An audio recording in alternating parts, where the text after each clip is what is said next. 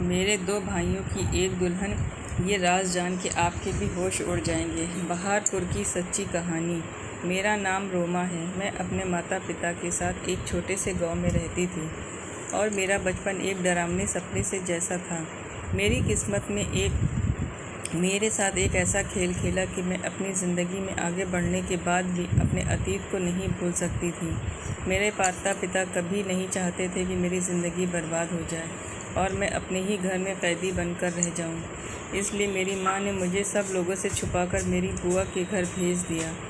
उनकी भी कोई संतान नहीं थी, इसलिए मेरी बुआ और फूफा ने मुझे अपनी सगी औलाद से भी बढ़कर समझा, मुझे पढ़ाया लिखाया और अपने पैरों पर खड़ा कर दिया।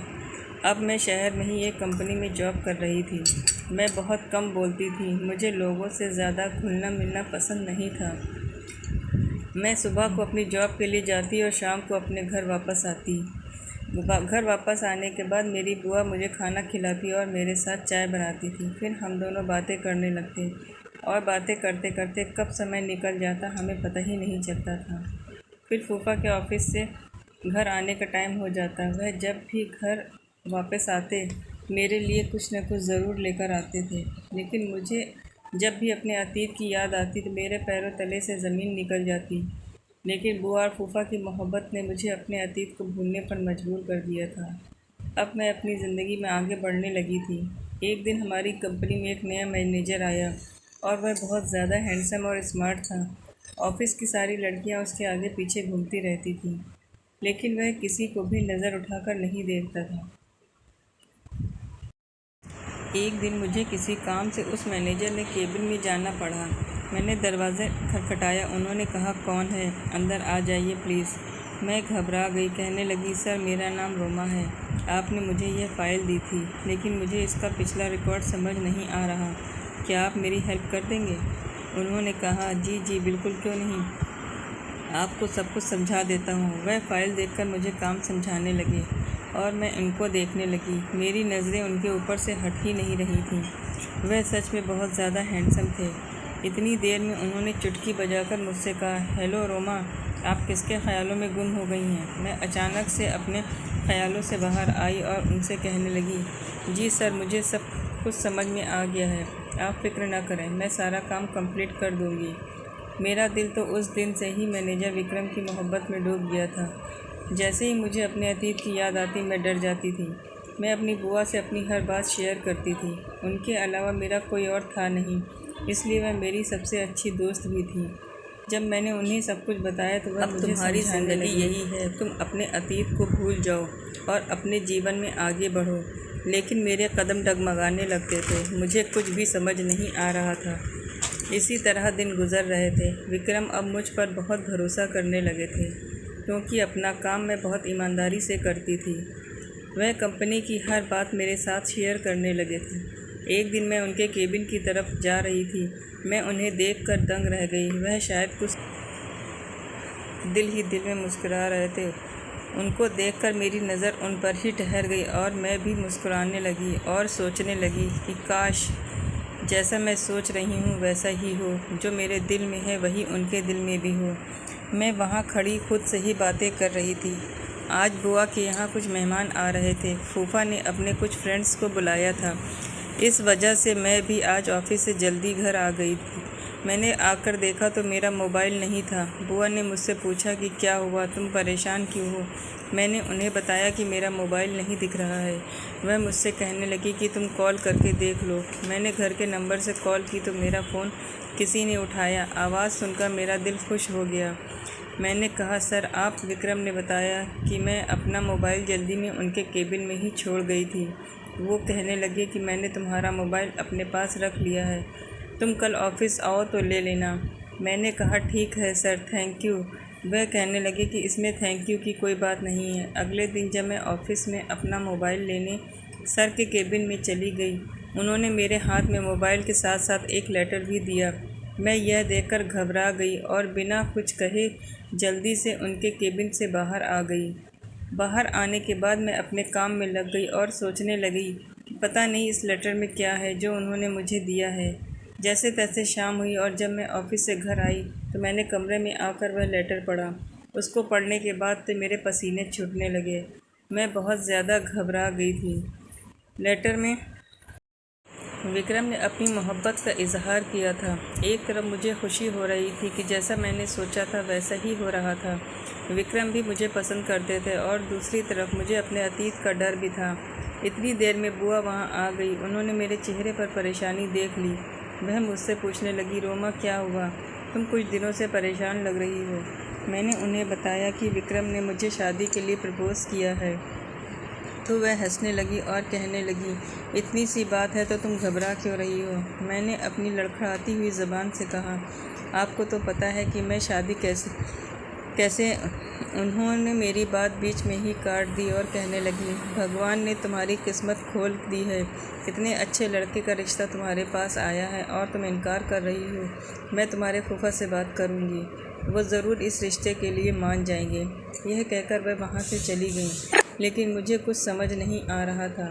एक तरफ तो मैं खुद इस बात का इंतज़ार कर रही थी कि विक्रम भी मुझे पसंद करता हो, और जबकि वो सब कुछ मेरी सोच के अनुसार हो रहा था, मेरा दिल मानने को तैयार ही नहीं था। कुछ दिनों बाद विक्रम मेरा हाथ मांगने मेरे घर पर आए। उन्होंने खुद फूफा से हमारी शादी की बात की। कहने लगे, मैं बहुत शर्मिंदा हूँ कि मुझे खुद अपनी शादी की बात करने आना पड़ा, लेकिन मैं मजबूर हूँ क्योंकि मेरे माता पिता यहाँ नहीं रहते। बुआ और फूफा को तो विक्रम इतना पसंद आया कि उन्होंने फ़ौरन शादी के लिए हाँ कर दी। लेकिन मेरे दिल में अभी कहीं न कहीं एक डर छुपा हुआ था, जिस वजह से मैंने शादी के लिए मना कर दिया। लेकिन बुआ और फूफा ने मेरी कोई बात नहीं सुनी और मुझे समझाकर इस रिश्ते के लिए तैयार कर लिया। अब घर में शादी की शहनाइयाँ बज रही थी, लेकिन मेरा दिल काँप रहा था। मैं सोच रही थी, कहीं मेरा अतीत विक्रम के सामने आ गया तो। खैर, मैं भी शादी की चहल पहल में खो गई और अपनी मोहब्बत को अपनी किस्मत में लिखा देखकर सब कुछ भूल गई। विक्रम की मोहब्बत ने मेरे अतीत को भुला दिया था। हमारी शादी की तारीख तय हो गई। मेरी और विक्रम की इस तरह अचानक शादी हो जाएगी मैंने सोचा भी नहीं था। देखते ही देखते मेरा शादी का दिन आ गया और मैं दुल्हन बनकर विक्रम के साथ उसके घर आ गई। यहाँ सब कुछ मेरे सपने जैसा था। इतने बड़े घर की मैं अकेली मालकिन थी। घर की सारी जिम्मेदारियाँ मुझ पर थीं। अब मुझे विक्रम के घर को संभालना था। विक्रम भी मुझ पर आंख बंद करके भरोसा करते थे। शादी की रात ही मैंने विक्रम से एक वादा लिया था। विक्रम ने भी अपनी सच्ची मोहब्बत के साथ ही आखिरी हद तक इस वादे को निभाया। मैं सोच नहीं सकती थी कि मेरी ज़िंदगी में ऐसा भी मोड़ आएगा कि विक्रम और मेरी मोहब्बत कमज़ोर पड़ जाएगी। विक्रम और मैं अपनी ज़िंदगी में बहुत खुश थे। एक रात जब हम खाना खा रहे थे तो विक्रम ने मुझसे कहा, रोमा, कंपनी की तरफ से मुझे 2 महीने की छुट्टी मिली है। हम कहीं घूमने चलते हैं। बताओ तुम कहाँ जाना पसंद करोगी। यह बात सुनकर मुझे बहुत खुशी हुई। मैंने कहा, विक्रम, आप सच कह रहे हैं। उन्होंने कहा, हाँ हाँ बिल्कुल। मैंने कहा, तो ठीक है, फिर हम आपके माता पिता के पास चलते हैं। मैं आज तक उनसे नहीं मिली। यह बात सुनकर विक्रम बहुत खुश हुए। कहने लगे, तुमने मेरा दिल जीत लिया। उन्होंने मुझे बताया कि वह गांव में रहते हैं और वह बहुत अच्छे हैं। मुझे पढ़ने लिखने का बहुत शौक़ था, इसलिए उन्होंने बचपन में ही मुझे पढ़ने लिखने के लिए शहर भेज दिया था। मुझे भी बहुत समय हो गया उनसे मिले हुए, लेकिन मेरी उनसे फ़ोन पर बात होती रहती है। हमारी शादी के बारे में भी मैंने उन्हें फ़ोन पर ही बताया और सुनकर बहुत खुश हैं। अब वह हम दोनों को देखकर बहुत खुश हो जाएंगे। मैंने पैकिंग करनी शुरू कर दी और विक्रम ने ट्रेन की टिकट करा ली। अगले दिन जब मैं उठी तो किसी ने दरवाज़ा खटखटाया। मैंने जाकर दरवाज़ा खोला तो बाहर एक आदमी खड़ा था। उसने मुझसे कहा कि यह टिकट है, विक्रम सर ने भेजी है। मैंने उससे टिकट ली और अंदर आ गई। जब मैंने वो टिकट देखी तो मेरी आंखें फटी की फटी रह गईं। मैं बहुत ज़्यादा घबराने लगी। इतनी देर में विक्रम आ गए। वह मुझे देखकर बोले कि रोमा, कहाँ गुम हो गई, सब ठीक तो है। मैंने उससे कहा, हाँ सब ठीक है। मैं अपने चेहरे से पसीना साफ करते हुए उनसे बोली, विक्रम, हम कुछ दिनों बाद नहीं चल सकते। अभी मेरी तबीयत कुछ ठीक नहीं लग रही। विक्रम मेरे लिए परेशान हो गए और मुझसे कहने लगे कि चलो हम डॉक्टर के चलते हैं। मैंने कहा कि नहीं, बस थोड़ी सी थकान महसूस हो रही है, आराम करूँगी तो ठीक हो जाऊँगी। विक्रम ने मेरे लिए चाय बनाई और मुझे दवाई दी। मैं अपने कमरे में जाकर आराम करने लगी। मैं सोच में पड़ गई थी कि मेरे दिमाग में हज़ारों सवाल चल रहे थे। मैंने बुआ का नंबर लगाया तो बुआ का नंबर नहीं लग रहा था। अब मैं सोच रही थी कि विक्रम को कैसे मना करूँगी। आखिर मैंने ही उसे कहा था कि हम तुम्हारे माता पिता से मिलने चलते हैं। फिर मैंने सोचा कि हो सकता है जैसा मैं सोच रही हूँ वैसा कुछ नहीं हो यह सब मेरा वहम हो। मैंने जाने के लिए पैकिंग शुरू कर दी। विक्रम बहुत ज़्यादा खुश थे, लेकिन मेरा दिल पूरे रास्ते परेशान रहा। कुछ समझ नहीं आ रहा था कि मैं विक्रम को कैसे बताऊं। ट्रेन का यह सफ़र मुझे किस मंजिल तक ले जाएगा, मुझे नहीं पता था। मैं नहीं जानती थी कि अब यह सफ़र कहाँ ख़त्म होगा। जैसे ही ट्रेन रुकी और हम ट्रेन से उतरे, मेरी आंखों के सामने अंधेरा छा गया और मुझे चक्कर आने लगे। विक्रम ने मुझे संभाला और वहीं स्टेशन पर ही बैठा दिया। उसने मुझे जूस पिलाया और कहने लगे, तुम्हारी तबीयत वाकई ठीक नहीं है। मुझे तुम्हारी बात मान लेनी चाहिए थी और कुछ दिन रुक जाना चाहिए था, लेकिन फिर मुझे छुट्टी नहीं मिल पाती। मैंने कहा, ऐसी कोई बात नहीं है, मैं ठीक हूँ। मैंने बहुत मुश्किल से खुद को समझाया। मैं और विक्रम स्टेशन से गांव की तरफ चले। मेरा दिल ज़ोर ज़ोर से धड़क रहा था, मानो जैसे मेरा कदम आगे बढ़ने को तैयार ही नहीं हो। जैसे जैसे हम विक्रम के घर की तरफ जा रहे थे, मेरा दिल बहुत बेचैन हो रहा था। हम जैसे ही उसके घर के दरवाजे पर पहुँचे, डर की वजह से मेरे पसीने छूटने लगे। पता नहीं मेरी किस्मत मेरे साथ क्या खेल खेल रही थी। मुझे कुछ समझ नहीं आ रहा था। जैसे ही घर का दरवाज़ा खुला, मेरे रोंगटे खड़े हो गए। अंदर एक बूढ़ा आदमी था। वो विक्रम के पिता थे। मैंने जल्दी से अपना चेहरा कवर कर लिया और खांसने का नाटक करने लगी। विक्रम ने मुझसे पूछा कि क्या हुआ। मैंने कहा, कुछ नहीं, असल में मुझे बचपन से ही धूल मिट्टी से एलर्जी है और यहाँ गांव में धूल मिट्टी बहुत ज़्यादा है, इसलिए मुझे यहाँ अपना फेस कवर करके रखना पड़ेगा। विक्रम बोले, चलो ठीक है, अंदर आओ। विक्रम अपने पिता से मिलकर बहुत खुश हुआ था। उन्होंने उसे गले लगाया और प्यार करने लगे। अंदर एक बूढ़ी औरत थी जो कि विक्रम की माँ थी। उनको देखकर भी मैं दंग रह गई। मैंने अपना फेस और अच्छे से ढक लिया। विक्रम ने सबको मेरी एलर्जी के बारे में बता दिया। विक्रम की बहन मुझे घूर घूर कर देख रही थी। वह मुझसे अजीब तरीके से कहने लगी कि लगता है भाभी तो बहुत ज़्यादा खूबसूरत हैं, इसी वजह से वह हमें अपना चेहरा नहीं दिखाना चाहती। इस बात पर सब लोग हंसने लगे। फिर वो कहने लगी, मैं तो मजाक कर रही हूँ। हम सब लोगों ने मिलकर साथ में खाना खाया। विक्रम भी सालों बाद अपने घर वालों से मिलकर बहुत खुश हो रहे थे, लेकिन मैं घबराई और सहमी हुई बैठी थी। खाने के टेबल पर सब लोग हंसी मजाक कर रहे थे। इतने में ही विक्रम ने पूछा, राजीव कहाँ है? जब से मैं आया हूँ वह नज़र नहीं आ रहा। यह सुनकर मुझे सदमा लगा और मेरे हाथ से खाने की प्लेट छूट कर गिर गई। मुझे देखते ही विक्रम की बहन बोली, लगता है भाभी अपने देवर का नाम सुनकर चौंक गई। विक्रम की माँ कहने लगी, बस भी करो रायमा, जब से तुम्हारी भाभी आई है तुम तो उसके पीछे ही पड़ गई हो। वह कहने लगी कि माँ, मैं तो सिर्फ मजाक कर रही थी। विक्रम के पिता ने बताया, राजीव कुछ काम से गांव से बाहर गया हुआ है, उसकी भी शादी हो गई है। कुछ दिन में वह वापस आ जाएगा। अपनी पत्नी को भी साथ में लेकर गया है ताकि उसको भी थोड़ी सैर हो जाए। खाना खाने के बाद मैं अपने कमरे में आ गई और अपने चेहरे से अपना मास्क हटा दिया। अपने आप को आईने में देखने लगी। मेरे दिमाग में बहुत सारे सवाल आ रहे थे। मेरे अंदर अजीब सी बेचैनी हो रही थी। इतनी देर में किसी ने दरवाज़ा खटखटाया। मैंने जल्दी से अपना मास्क लगा लिया। दरवाजे पर विक्रम थे। वह मुझे अपने घर के वालों के बारे में बताने लगे। अपने घर वालों से मिलकर वह मुझे बहुत खुश लग रहे थे। पता नहीं मेरी किस्मत में आगे क्या लिखा था। मैं उनको कुछ बता भी नहीं सकती थी क्योंकि मैं विक्रम को खोने से डरती थी। मैं सोच रही थी कि विक्रम सब जानने के बाद कहीं मुझे छोड़ न दे। मैं ज़्यादातर अपने कमरे में ही रहती थी और सबको खास कर दिखाती थी ताकि मेरा कोई चेहरा देखने की ज़िद न करे।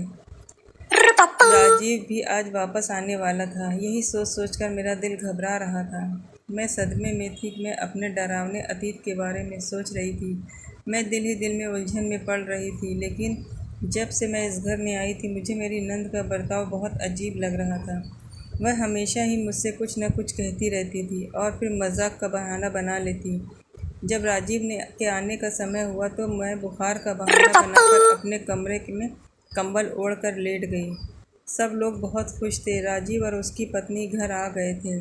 वह सबसे मिले। विक्रम ने उसे मेरे बारे में बताया और उसकी पत्नी मेरे कमरे में आई, लेकिन मैं कंबल ओढ़े लेटी रही और सोने का नाटक करने लगी। विक्रम ने कहा, इसकी तबीयत ठीक नहीं है, ज़्यादा ख़राब है, कल ही मैं इसे डॉक्टर के पास लेकर ज़रूर जाऊंगा। राजीव ने कहा कि कोई बात नहीं, आप भाभी को आराम करने दें, हम भाभी से बाद में मिलेंगे। जैसे तैसे मैं अपना चेहरे पर मास्क लगाकर यहाँ रह रही थी, लेकिन राजीव के सामने आने से मुझे डर लगता था। जब वह घर में नहीं होता तो मैं अपना फेस कवर करके सब घर वालों के साथ रहती थी, लेकिन उसके आने से पहले ही मैं अपने कमरे में चली जाती हूँ। एक रोज़ मैं अपने कमरे में बैठी अपनी ज़िंदगी के ख़तरनाक अतीत के बारे में सोच रही थी, और दूसरी तरफ मैं सोच रही थी कि राजीव की बीवी कितनी खूबसूरत है और आदत की भी बहुत अच्छी है। अचानक मेरी नंद मेरे कमरे में आ गई। मैंने जल्दी से अपना चेहरा छुपाया और खांसने लगी। वो कहने लगी कि आपको डर है, राजीव भाई की पत्नी आपसे ज़्यादा खूबसूरत है, इसलिए शायद आप अपना चेहरा नहीं दिखाती।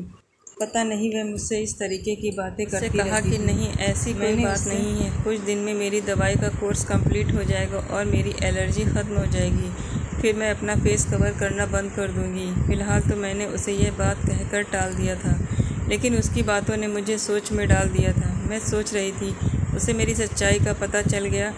इतने में विक्रम आ गए और उसने मुझसे पूछने लगे, तुम्हारी तबीयत कैसी है? मैंने कहा, अब ठीक है, बस कुछ दिन की बात है, फिर मेरी एलर्जी ठीक हो जाएगी। वह मुझसे बहुत ज़्यादा मोहब्बत करते थे, इसलिए मेरी हर बात आंख बंद करके मान लेते।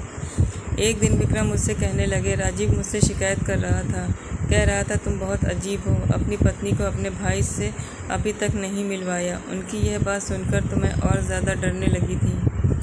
मैंने बुआ का नंबर लगाया, लेकिन नंबर नहीं लग रहा था और मैं बहुत ज़्यादा परेशान थी। मेरे अतीत का यूँ अचानक मेरे सामने आ जाना किस्मत का कौन सा खेल था, मेरी समझ में नहीं आ रहा था। मैं घर वालों से भी छुप कर रह रही थी और राजीव का सामने आने का सोच कर तो मैं भाग जाती थी। मेरा दिल ज़ोर से धड़कने लगता था कि अब क्या होगा, क्या हो जाएगा, नहीं जानती थी। पता नहीं किस्मत ने क्यों मुझे फिर यहाँ लाकर इस घर में खड़ा कर दिया था। और दूसरी तरफ मेरी नंद रायमा मेरे पीछे ही पड़ गई थी, मुझसे अजीबोगरीब सवाल करती रहती। वह मेरी सच्चाई सबके सामने लाना चाहती थी, या फिर मेरे बारे में सब कुछ जानती थी, या जानबूझकर वह मुझे परेशान करती थी। एक दिन राजीव ने मेरा दरवाज़ा खटखटाया, मुझसे कहने लगा कि भाभी मैं अंदर आ जाऊं। मैं एकदम घबरा गई, सोचने लगी पता नहीं अब मेरे साथ क्या होने वाला है। मुझे पसीना आने लगा। मैं जल्दी से पीछे के दरवाजे से बाहर आ गई। मैंने विक्रम से फ़ोन पर कह दिया, मैं डॉक्टर के पास आई हूँ। आज तो जैसे तैसे मैंने खुद को बचा लिया था, अब मुझे कैसे भी करके इस घर से दूर जाना था। ऐसा लग रहा था जैसे मेरा अतीत मेरे आने वाली ज़िंदगी का हिस्सा बनने वाला है। अब मैं गुमसुम और चुपचाप रहने लगी थी। मैं विक्रम से कहती कि प्लीज़ यहाँ से वापस चले, यहाँ मेरा दम घुटने लगा है, मेरी तबीयत ठीक नहीं रही थी, यहाँ पर मुझे बहुत ज़्यादा बेचैनी होती है, मेरा दिल नहीं लगता, यहाँ मैं बहुत ज़्यादा परेशान थी। विक्रम ये देखकर घबरा गए। सालों बाद कैसे मैं अपने होश खो बैठी थी। मैं बहुत मुश्किल से अपने आप को संभाल रही थी। एक दिन अचानक ही मेरे सामने राजीव आ गया। वह मुझे देखते ही घूरने लगा, लेकिन मैंने अपना फेस कवर किया हुआ था। कुछ देर तक तो वो मुझे ऐसे देखता रहा, फिर उसने मेरी तबीयत का पूछा। मैंने बस हाँ में सिर हिला दिया, तो वह भी वहाँ से बिना कुछ कहे चला गया। मैंने जल्दी से अपना सामान पैक किया और विक्रम को बिना कुछ बताए यहाँ से जाने लगी। जैसे ही मैं दरवाजे पर पहुँची तो मेरी नंद ने मेरा हाथ पकड़कर मुझे घर के अंदर ले लिया। मैं नज़रें और सर झुकाए खड़ी थी। घर के बाकी लोग भी वहीं पर थे। ऐसा लग रहा था कि मैं एक मुजरिम हूँ। रायमा कहने लगी, मेरे दोनों भाइयों की एक ही दुल्हन, इसकी क्या वजह थी? यह जानकर आपके होश उड़ जाएंगे। उसकी बात सुनकर मैं चीख पड़ी और कहने लगी कि नहीं, ऐसा कुछ नहीं है, यह झूठ बोल रही है। विक्रम ने मेरे मुंह पर थप्पड़ मारा। मैं रोने लगी थी कि मैं किस्मत के हाथों मजबूर थी, क्योंकि अब मेरा सच सबके सामने आने वाला था। विक्रम ने कहा, ये क्या कह रही है? आखिर सच क्या है? इसकी बात का क्या मतलब है? मैं सिसकियों के साथ रोने लगी और मैंने अपने चेहरे से मास्क हटा दिया। मैं राजीव की तरफ देखने लगी। मैं सोच रही थी कि राजीव मेरी सफाई में सबको सच बताएगा, लेकिन उसकी झुकी नज़र देखकर मैं समझ गई थी, क्योंकि उसका झुका सर और झुकी हुई नज़रें इस बात को बयान कर रही थीं कि मेरा ही कसूर है। मैंने विक्रम से कहा कि मैं इन सब की अकेले ज़िम्मेदार नहीं हूँ, यह लोग भी मेरे अतीत में जो कुछ हुआ उसके ज़िम्मेदार हैं। वह कहने लगा कि तुम्हारा क्या मतलब है, ये क्या कह रहे हैं, आखिर ये सब क्या चल रहा है, कोई मुझे सच बताएगा। वह एकदम गुस्से से चीख पड़ा। मैं ज़ोर ज़ोर से रोने लगी और सबके आगे हाथ जोड़कर कहने लगी, प्लीज़ आप मेरी शादी को बचा लो, मेरी गलती सिर्फ इतनी सी है, मैंने अपने अतीत को भूलकर आगे की ज़िंदगी में कदम रखा और विक्रम से शादी कर ली। मुझे रोता बिलखता हुआ देखकर मेरी सास को मेरे ऊपर तरस आ गया। वह मेरे पास आई और मुझे गले लगाकर दिलासा देने लगी और विक्रम जब मेरा सारा सच बताने लगी, कहने लगी कि ये लड़की सच कह रही है। सालों पहले जब हमने तुम्हें शहर भेज दिया था, इस गांव में एक अजीब ही दस्तूर था। माता पिता अपने बच्चों की शादी बचपन में ही कर देते थे, ख़ास करके लड़कियों के माता पिता अपने सर के बोझ को कम करने के लिए अपनी बेटी की शादी बचपन में ही कर देते थे। इस लड़की की और राजीव की बचपन में ही शादी कर दी गई थी, लेकिन जब बच्चे जवान होते थे तो वह इस बचपन की शादी को मानने से इनकार कर दिया करते थे। अगर उनके माता पिता उनसे ज़ोर ज़बरदस्ती करते हैं तो वह तंग आकर घर छोड़कर चले जाते थे या फिर अपनी पत्नी को तलाक दे देते थे। वह बताने लगी कि इसी तरह राजीव और रोमा के साथ भी किस्मत ने यही खेल खेला। इनका भी बचपन बर्बाद हो गया, लेकिन राजीव ने घर से भागकर अपनी पसंद की लड़की से शादी कर ली और यह बेचारी किस्मत की मारी राजीव का इंतज़ार करती रही। गांव वालों ने इसको ताने दे देकर इसका जीना हराम कर रखा था, यहाँ तक कि इसके खुद के घर वालों ने और रिश्तेदारों ने भी इसका साथ नहीं दिया और यह यहाँ हमारे घर आ गई, लेकिन हमने यहाँ भी इसको चैन से जीने नहीं दिया। और कुछ दिन बाद राजीव ने भी इसको भुला दिया और कहने लगा, मेरा इससे कोई रिश्ता नहीं है, और हमने इस लड़की को यहाँ से धक्के देकर निकाल दिया। यह बेचारी दर दर की ठोकर खाती रही। फिर मैंने विक्रम को आगे का सच बताया कि इसके बाद मेरी माँ ने मुझे बुआ के पास भेज दिया और मुझे अपनी कसम दी कि मैं अपने अतीत को भूलकर अपनी ज़िंदगी में आगे बढ़ जाऊं और कभी सच को किसी के सामने नहीं बताऊंगी। विक्रम कहने लगा, इतना बड़ा सच तुमने मुझसे छुपाया और सब लोग तुम्हारे गुनहगार हैं, लेकिन तुम मेरी गुनहगार हो। मैंने तुमसे सच्ची मोहब्बत की और तुमने मुझे कुछ भी बताना ज़रूरी नहीं समझा, और तो और तुम मेरे भाई की पहली पत्नी हो। यह सब कुछ जानकर तुम कैसे मेरे साथ रह सकती थी? तुमने अपने साथ साथ मुझे भी इस पाप का भागीदार बना लिया। जब तुम्हारी पहले शादी हो गई थी तो तुम मुझसे कैसे शादी कर सकती थी? यह सुनकर मैंने राजीव की तरफ तो वो चौंकने लगा और बहुत घबराया। मेरे और राजीव के अलावा रायमा भी सारा सब जानती थी। मैंने रायमा को घूर कर देखा। इतनी देर में राजीव की पत्नी ने उसे ज़ोर से थप्पड़ मारा और कहने लगी, यह सब क्या चल रहा है? तुमने मुझे धोखा दिया, धोखे से मेरे साथ तुमने शादी की। मैं तुम्हें डिवोर्स दूंगी। रायमा रोने लगी और कहने लगी, आप सब लोग मुझे माफ़ कर दें, सारी गलती मेरी है। मैंने शुरू में ही भाभी का चेहरा देख लिया था और उसको पहचान लिया था। मैं उनका सच घर वालों के सामने लाकर उनसे बदला लेना चाहती थी। मैं रोमा को देखने लगी और सोचने लगी कि क्या नहीं भाई एक दूसरे से शादी करना चाहते थे, लेकिन राजीव और रोमा की शादी ने सब कुछ बर्बाद करके रख दिया था। इन दोनों की वजह से हमारी भी शादी नहीं हो सकी। उसी समय मैंने सोच लिया था कि मैं इससे बदला लेकर रहूँगी। जब मैंने पहली बार इसे देखा तो मेरे दिल में सालों पुरानी नफ़रत जाग गई और मैंने सोच लिया कि मैं इससे बदला लेकर रहूँगी, लेकिन मेरी इस एक गलती से आप बहुत लोगों की ज़िंदगी बर्बाद हो जाएगी। प्लीज़ आप सब लोग मुझे माफ़ कर दें। वो राजीव पर चिल्लाने लगी और उसे कहने लगी कि राजीव सच बताओ, तुम्हारी और विक्रम की नहीं तो इन दोनों मासूम लड़कियों की ज़िंदगी बर्बाद हो जाएगी। अगर तुमने आज सबको सच नहीं बताया तो सब बर्बाद हो जाएगा।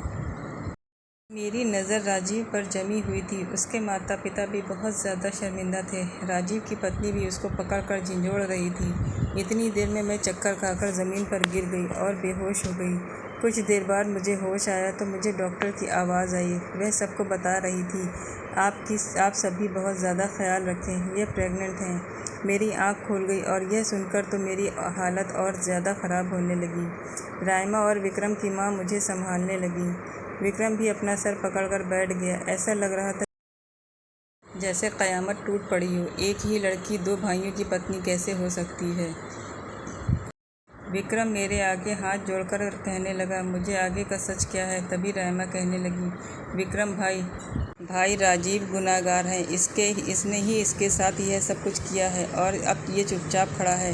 विक्रम ने गुस्से में राजीव की जोर से थप्पड़ मारा। राजीव ज़मीन पर गिर गया और विक्रम के पैर पकड़कर माफ़ी मांगने लगा और कहने लगा कि मैं ही रोमा का गुनहगार हूँ। उसने बताया कि सालों पहले जब मैंने अपनी दूसरी शादी करने का सोचा था, उसी समय मैंने इसको डिवोर्स पेपर भिजवा दिए थे। अब ये मेरी पत्नी नहीं है, ये आपकी पत्नी है और आपका बच्चा भी आपका ही है। बस किस्मत ने हमारे साथ ये खेल खेला है, मुझे और रोमा के इस पाप से बचा लिया है। राजीव ने मुझसे भी मेरे पैर पकड़कर माफ़ी मांगी और उसके माता पिता ने भी अपनी गलती का एहसास करके मुझसे मांगी माफ़ी। मैं बराबर रो रही थी। विक्रम के दिल में मेरे लिए मोहब्बत जाग गई थी। वह भी जान चुका था कि सब में मेरी कोई गलती नहीं थी। मैंने तो सिर्फ अपनी माँ की कसम की खातिर सब कुछ छुपाया था। मेरा और राजीव के बीच में अब कोई भी रिश्ता बाकी नहीं रहा था। सालों पहले ही मेरी और राजीव की डिवोर्स हो चुकी थी। मैंने भी सबको माफ़ करके अपना दिल साफ़ कर लिया। राजीव ने अपनी पत्नी से भी माफ़ी मांगी और उसे माफ़ कर दिया। अब हम सब अपनी ज़िंदगी में बहुत ज़्यादा खुश थे। कुछ महीनों बाद ही हम सब लोग शहर आ गए।